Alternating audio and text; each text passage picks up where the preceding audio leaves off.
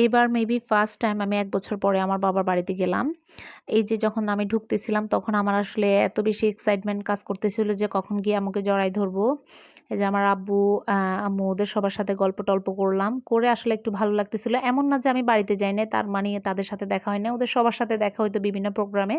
But কোনো কারণে হয়তো বাড়িতে যাওয়া হচ্ছিল না বা আমার সময় হচ্ছিল না, যাইতে পারি নাই।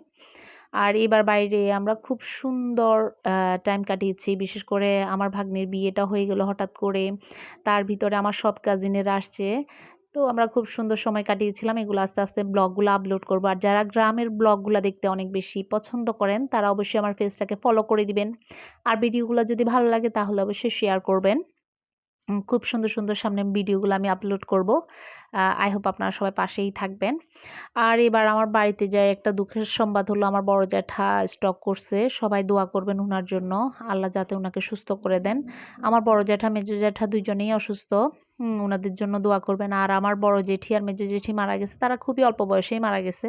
দোয়া করবেন আল্লাহ যাতে তাদেরকে জান্নাতুল ফেরদাউস দান করে। আর এই যে আমি সামনে আরো ভালো, ভালো ব্লগগুলো আপলোড করব। আল্লাহ হাফেজ।